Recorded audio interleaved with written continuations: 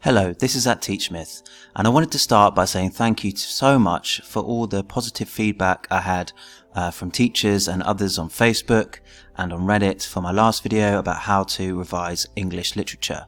I would strongly suggest that you watch that video as well as this one in order to get a full picture of how to revise for your GCSEs.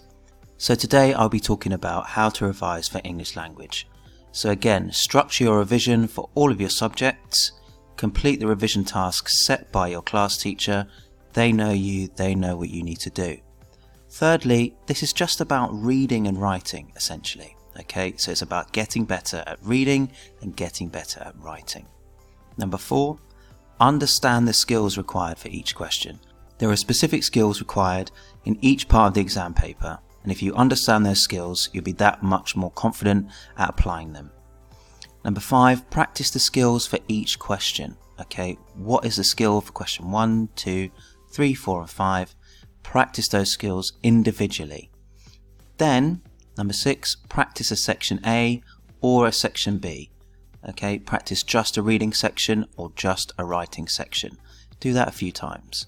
And then contemplate doing a whole past paper. So I just briefly want to recap on a couple of things from my last video that can help you with your revision in general. The Pomodoro method, have a quick read, and then secondly, an example of a revision timetable. I'll put the link to the resources in the description. So this is something I made a long time ago. It's an example of all the skills you need across the English language and English literature GCSEs. So analysis, comparison, creative writing, evaluation, structural features, SPAG, inference, very important, name or identify, and then get by heart or memorize. Now memorize is not so key for language, it's more important for literature. However, things like key vocabulary, for example, are important and you can memorize those. So English language paper 1, exploring creative reading and writing. For paper 1, the text will be extracts from literature, prose, fiction, such as novels and short stories, openings, endings, moments of tension or transformation. Moments of tension or transformation are quite nice. It's quite nice as a phrase to think of. Quick overview, and I'll just go through the skills very quickly. Again, I don't want to confuse you. You must also listen to your class teacher. So question 1, identify 4 relevant points. Don't make inference, don't analyze, just find those 4 short, concise quotations or 4 short points and write them down. Question 2, the language analysis.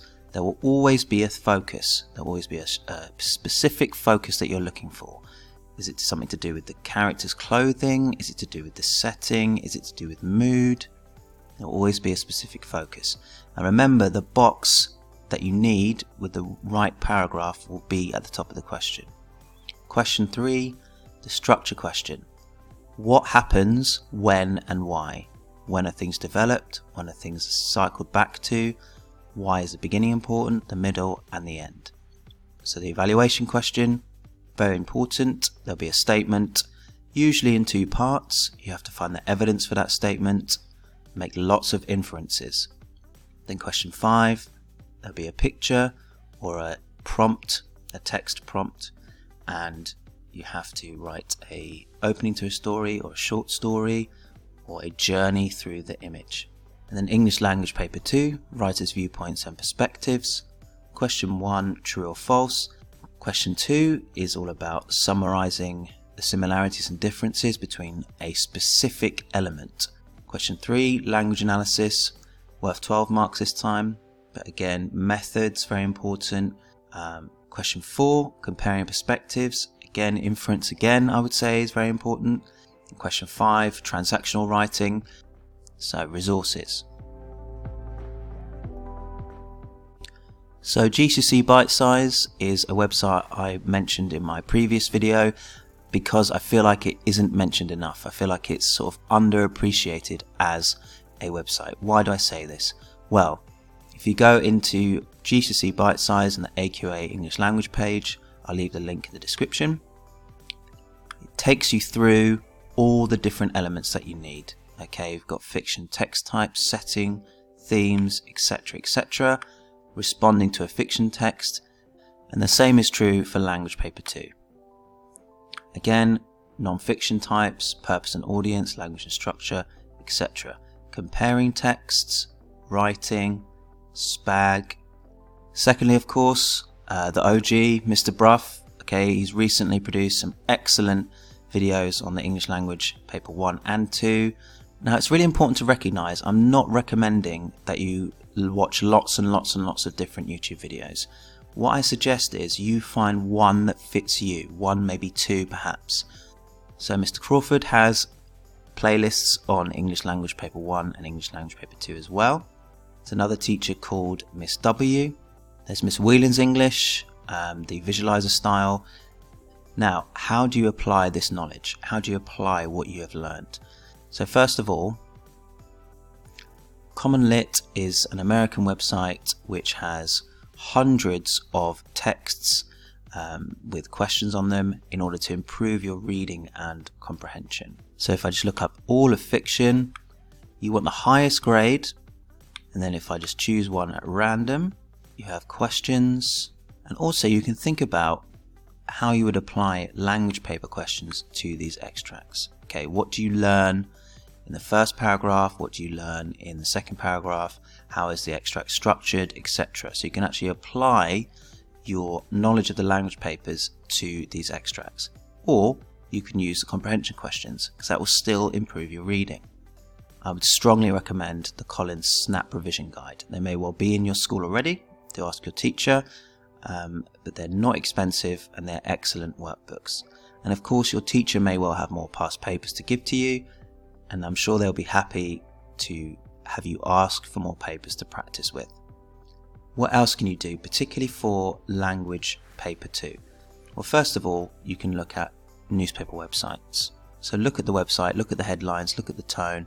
What's the perspective of the writer? What's the perspective of what they're trying to argue? Evening Standard is another example.